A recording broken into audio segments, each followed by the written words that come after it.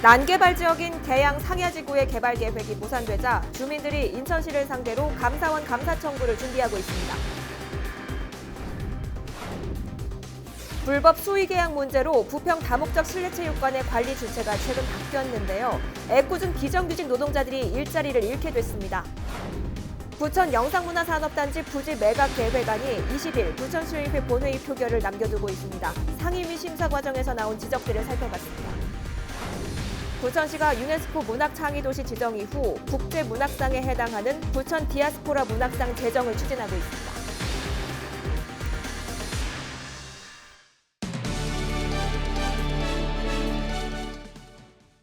시청자 여러분 안녕하십니까? 헬로티비 뉴스 시작합니다. 오늘의 첫 소식입니다. 인천의 대표적인 난개발 지역으로 꼽혀온 계양 상야지구의 개발 계획이 끝내 무산됐습니다. 큰 박탈감을 느낀 지역 주민들은 인천시를 상대로 감사 청구에 나선다는 계획인데요. 이정아 기자가 보도합니다. 인천 계양 상야지구는 대규모 공장과 가정집이 뒤섞인 난개발 지역. 정부 3기 신도시의 계양 테크노밸리가 포함되면서 상야지구의 개발 계획은 멈춰섰습니다. 주민들은 주거 환경 개선을 이유로 상야동 일대를 계양 테크노밸리에 포함해 줄 것을 요구해왔지만 끝내 무산됐습니다. 인천시는 지역 주민들이 주택 재건축을 하면 건축 면적과 연계된 용적률과 건폐율을 완화해 주겠다고 대안을 제시했던 상황. 주민들은 새 집을 짓는다고 주변 환경이 달라지지는 않는다며 근본적인 대안이 될 수는 없다고 밝혔습니다. 여기에 더해 개발 무산에 대한 책임을 반드시 인천시에 묻겠다는 입장입니다. 환경 개선을 반드시 해야 된다라는 그 생각을 갖고 또 잘못됐기 때문에 이게 진행됐던 사업인데 느닷없이 신도시 사업을 하다가 멈췄다. 이 부분에 대해서는 저희가 용납할 수 없는 부분이고요. 우선 인천시 그 감사관실에다가 이 예산 낭비, 그다음에 그 용역의 목적대로 이행하지 않은 부분에 대해서 감사 청구를 할 예정이고요. 또 최근에는 계양 소각장 설치에 대한 우려도 커졌습니다. 소음의 분진까지 더해지면 삶의 질은 그야말로 엉망이 될 것이라 불만을 토로합니다. 공항 소음하고 이게 공장 소음 때문에 쾌척한 곳으로 이주를 좀 해달라 해서 그게 하는 거 아닙니다. 그렇게 일을 시작한 거 아닙니다. 그런데다 또 지금 소각자까지 들어온다니까 저희는 진짜 난감합니다. 계양 상야지구에 대한 개발 계획이 다시 추진되기는 사실상 어려운 상황에서 갈수록 낙후되는 주민 주거 환경에 대한 대책이 절실해 보입니다. 헬로티비 뉴스 이정아입니다. 부천 영상문화산업단지 부지 매각 계획안이 부천시의회 상임위원회 심사를 통과했는데요. 심사 과정에서 의원들의 질문이 쏟아졌습니다. 4조 원대 대규모 사업이다 보니 사업 계획을 협의하는 과정에서 꼼꼼히 살피겠다는 건데요. 어떤 이야기들이 오고 갔는지 취재 기자와 이야기 나눠보겠습니다. 김진재 기자 스튜디오에 나와 있습니다. 김 기자, 우선 이번 매각 계획안의 내용부터 살펴볼까요? 네, 부천시는 상동 일대 38만여 제곱미터 부지의 영상문화산업단지 조성을 추진 중인데요. 네. 이를 위해서 지난해 GS 컨소시엄을 사업 우선 협상 대상자로 선정을 했습니다. 이후 부천시는 GS 컨소시엄과 사업 계획에 대한 협의를 이어왔는데요. 사업을 본격적으로 추진하려면 이 부지를 GS 컨소시엄에 매각을 해야 하거든요. 이 때문에 부천시는 전체 사업 부지 중에서 약 20만 제곱미터 부지를 이 GS 컨소시엄에 매각한다는 그런 내용의 이 공유재산관리 계획안을 의회에 제출했습니다. 그러니까 그간 GS 컨소시엄과 협의를 통해 마련한 그 사업 계획안에 대해서 의회의 동의를 받는다고 볼 수가 있는데요. 매각하게 되는 부지의 시설과 이 부지의 가격만 9,200억 원 규모입니다. 네, 그러니까 부천시 의회가 이번 매각안을 심사하는 과정에서 사업 계획에 대한 부분도 함께 짚어본다는 건데요. 네. 의원들이 지적한 부분은 어떤 것들인가요? 사실 부천시가 지난해 11월에도 같은 내용의 안건을 부천시의회에 올렸다가 한번 부결된 경험이 있거든요. 네. 그래서 그때 지적된 부분들이 이번에도 질문으로 등장을 했습니다. 영상 먼저 확인한 뒤에 다시 설명드리겠습니다. 가장 염려가 되는 부분은 끊이지가 않아요. 끊이지가 않는 것 중에 하나는 이게 온전히 영상문화 단지로서의 그런 기능, 그리고 거기에 대한 원래 그 기업이 온전하게 들어와서 뭔가 생산을 하고 내보내는 볼 수 있는 그런 되게 순환적인 그렇게 갈 수 있느냐는 건 아직도 풀리지가 않고요. 그러니까 아무도 해보지 않았기 때문에 걱정 덩어리로 시작되는 거거든요. 일단은 주거시설이 전체에서 30% 정도를 지금 차지하고 있거든요. 이 부분은 그러면 다른 데 개발하는 거나 이런 부분에 있어서는 뭐 아파트가 없으면 안 되느냐, 이런 부분을 생각할 수 있는 거고 이게 지금 현재 이게 최선이냐 이거죠 진짜로. 네, 영상 보셨는데요. 그러니까 부천시에서는 아직 한 번도 경험해보지 않은 그런 대규모 사업이다 보니까 꼼꼼하게 철저하게 점검을 해보자 이런 입장인데요. 우선 단지 내 주거시설 비율이 문제로 지적이 됐습니다. 당초 GS 컨소시엄이 제시한 전체 사업 부진의 주거시설 비율이 37.5%였거든요. 그런데 지난해 지적을 받은 이후에 부천시가 협의를 거쳐서 이 비율을 29.7%로 낮췄습니다. 예. 37.5% 중에서 이 7.8%가 줄어든 거니까 이 원래 계획된 전체 주거시설 면적의 약 5분의 1 정도가 줄어든 거라고 볼 수가 있거든요. 하지만 이 세대수로 따지면 기존 5,500여 세대에서 5,300여 세대로 해서 200여 세대 정도가 줄어들었습니다. 네. 그러니까 세대 수도 한 5분의 1만큼이 줄었다면 1,100세대 정도가 원래 줄어야 되는데 그만큼 줄어들진 않았거든요. 다시 말하면 주거시설을 더 좁은 부지에 더 높게 그러니까 빽빽하게 채워서 짓는다는 그런 이야기입니다. 네. 사업의 수익성을 이런 방식으로 유지를 한다는 건데 이 때문에 상임위 심사에서는 영상단지의 정체성을 위해서라도 조금 더 이 주거시설의 비율을 줄일 수는 없느냐 이런 질문이 이어진 거고요. 부천시는 이에 대해서 이 사업에 대한 최소한의 수익성을 사업자에게 보장할 수밖에 없는 상황이라서 불가피하게 이런 일정 부분 주거시설로 조성할 수밖에 없다는 입장을 밝혔습니다. 네, 영상문화산업단지의 정체성을 지키기 위해서 조금 더 관련 시설을 늘리고 주거시설을 낮춰야 한다. 이런 아쉬움이 있는 것 같은데요. 또 어떤 지적이 있었습니까? 네, 또 이 영상문화산업단지다 보니까 이 GS 컨소시엄이 당초에 유치하겠다고 제시한 콘텐츠 기업들이 있거든요. 네. 이 소니 픽처스나 이 마블릭스 익스피리언스 그리고 EBS 등인데요. 이 부천시가 구상하는 어떤 진정한 영상문화 산업의 메카로 거듭나기 위해서는 이런 데 꼭 필요한 기업들이라고 할 수가 있습니다. 그런데 이 기업들이 본 사업 계약 이후에 실제로 입주하느냐라는 그런 문제가 있습니다. 예. 부천시는 이 때문에 본 계약 이후 6개월 안에 당초 입주하기로 한 그런 기업들이 입주를 하지 않을 경우 계약을 파기할 수 있다라는 그런 조항을 신설을 했습니다. 하지만 상임위원회 이번 심사 과정에서는 이 파기할 수 있다 수준이 아니라 파기해야 한다 이런 수준의 좀 더 강력한 강제력 있는 문구를 넣어야 하는 거 아니냐 이런 지적이 있었는데요.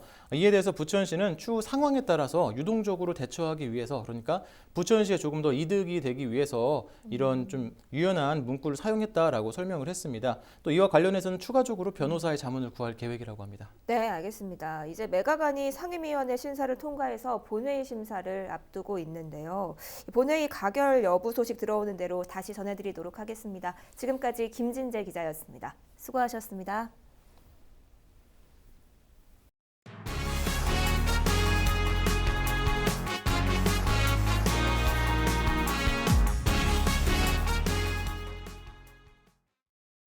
부평구와 부평구 시설관리공단이 다목적 실내체육관의 위탁 운영을 위법하게 부평구 체육회에게 맡겨왔던 점 여러 차례 보도해드린 바 있는데요. 부평구가 문제를 바로잡겠다며 올해에는 부평구 체육회와 계약을 맺지 않았습니다. 그런데 다목적 실내체육관에서 근무하던 노동자들도 덩달아 계약이 해지됐습니다. 잘못은 부평구와 부평구 시설관리공단이 했는데 불똥은 비정규직 노동자들에게 튀었습니다. 이재피 기자가 보도합니다. 부평구 다목적 실내체육관에서 청소와 안내 업무를 하던 비정규직 노동자 5명. 이들은 지난 12월 말일자로 계약 해지를 통보받았습니다. 체육관의 관리 업무가 부평구 체육회에서 부평구 시설관리공단으로 넘어간 데 따른 겁니다. 노동자들은 고용 승계를 희망했지만 부평구 시설관리공단은 이를 받아들이지 않았습니다.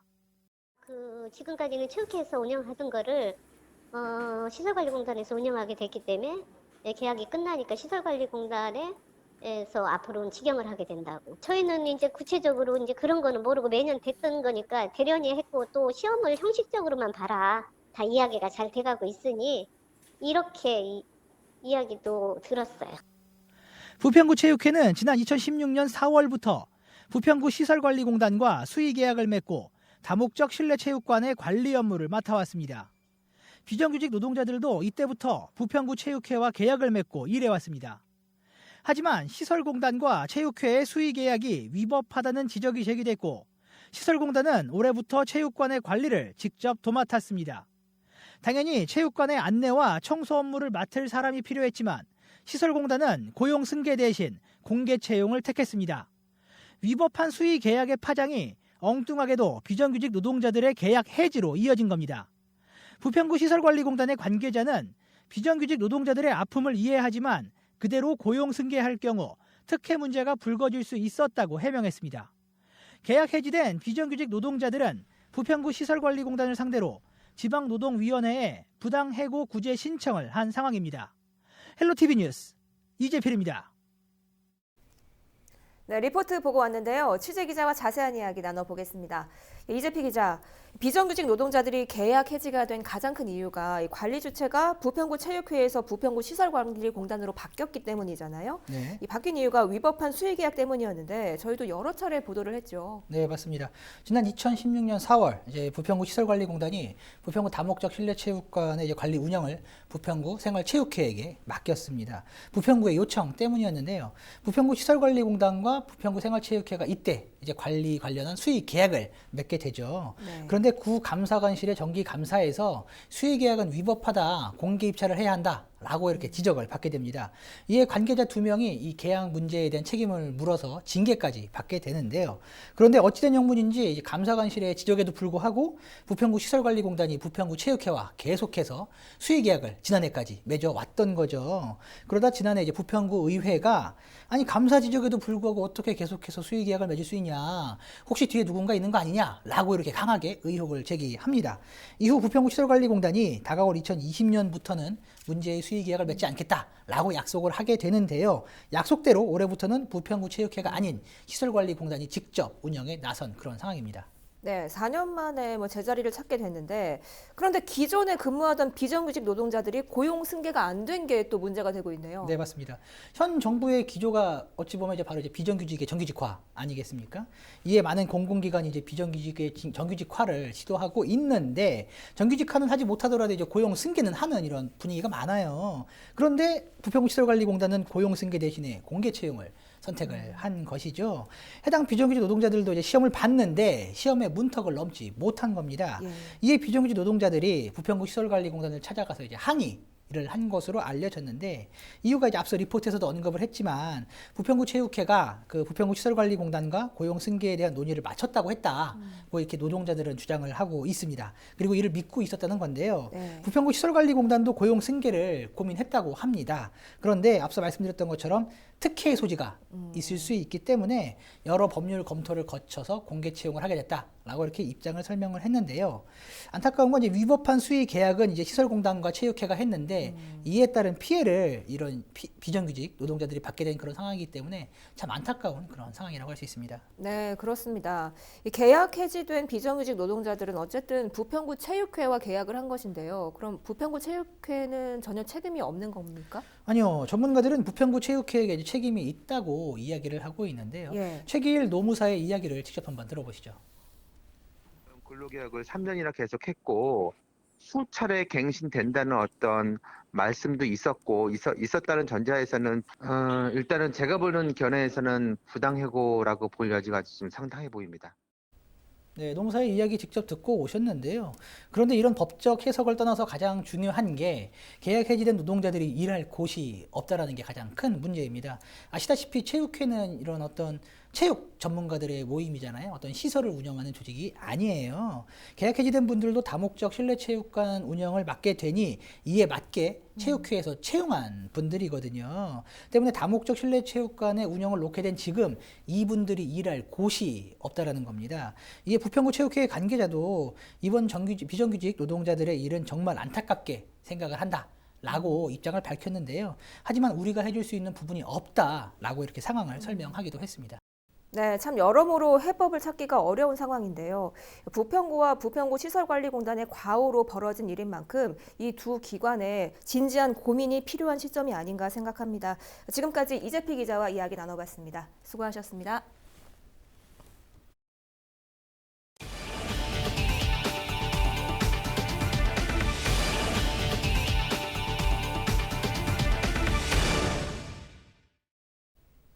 얼마 전 인천시가 용역을 통해 제2 인천의료원 건립이 필요하다는 소식을 전해드렸는데요. 그러면 현재 인천의 공공의료 현실은 어떨까요? 배상민 기자가 취재했습니다. 동구에 있는 인천의료원, 병동 한 곳이 텅 비었습니다. 간호사 수급이 안 돼 운영이 중단된 겁니다. 간호간병 통합 서비스 등으로 전국적으로 간호 인력이 부족한 데다 민간 병원에 비해 낮은 처우 역시 원인입니다. 다행히 올해는 신규 인력 100명을 확보해 3월부터 정상 운영됩니다. 또한 이달 초 응급진료센터를 리모델링하고 하반기엔 심내혈관센터가 개원할 예정입니다. 그동안 공공병원이 그 취약한 계층들의 의료의 서비스를 맡아주는 이런 역할에 한정했다면 앞으로는 지역 전체 주민들의 필수 의료 서비스를 책임지는 그런 필수 중증 의료를 책임지는 그런 병원으로서 병원을 키워나가기 위해서 여러 가지 사업을 진행 중에 있습니다. 연수구의 인천적십자병원은 상황이 더 심각합니다. 간호사 구인난의 재정난이 겹쳐 중환자실이 문을 닫은 데 이어 지난해 11월엔 응급실마저 운영을 중단했습니다. 지역 응급의료 체계에 구멍이 났지만 응급실 중환자실 재개원은 미정인 채 수익사업으로 60억을 들여 장례식장을 지었습니다. 7대 특광역시 중 국립대 병원이 없는 곳은 인천과 울산 2곳뿐입니다. 게다가 부산의 경우 제2의료원인 서부산의료원 건립 관련 기재부 예타가 진행 중입니다. 2017년 기준 인구 10만 명당 공공병원 병상수와 의사수, 간호사 수 모두 7대 특광역시 가운데 울산을 제외하고 인천이 가장 낮았고 오히려 의료인력 1인당 인구수는 가장 많았습니다. 양질의 의료 서비스를 받았다면 사망을 피할 수 있었던 사람의 비율인 치료 가능 사망률 역시 인천은 48.8%로 전국 평균보다 2.5%, 경기, 서울보다는 각각 3.9, 8.4%가 높았습니다. 지역 의료 격차 해소를 위해 공공의료기관이 필요한 이유입니다. 피브로드 뉴스 배상민입니다. 김포시 민원 서비스에 대한 평가가 1년 전보다 더 높아진 것으로 나타났습니다. 김포시는 행정안전부에서 실시한 2019년 민원 서비스 종합평가에서 73.05점을 받아 나등급을 받았습니다. 전국 평균 점수인 67.59점보다 5.46점 높은 점수인데요. 마등급을 받았던 2018년 평가 점수보다는 18점이 올랐습니다. 김포시는 민원 행정 제도를 개선한 점이 성과를 낸 것으로 보고 향후 민원 행정 시스템 관리에 더 힘쓰기로 했습니다. 경기도가 연구비를 부정 사용하다 적발되면 도 지원 사업에서 연구 배제하는 원스트라이크 아웃제를 도입합니다. 도는 공정하고 투명한 연구 지원 체계를 만들기 위해 연구원의 인건비를 연구 책임자가 착취하는 등 연구비 부정 사용이 확인될 경우 경기도 지원 사업에서 연구 배제하기로 했습니다. 또 부정 사용액의 5배 이내의 제재 부과금을 부과하고 부정 사용이 확인된 기업과 연구 책임자 명단을 공개하기로 했습니다.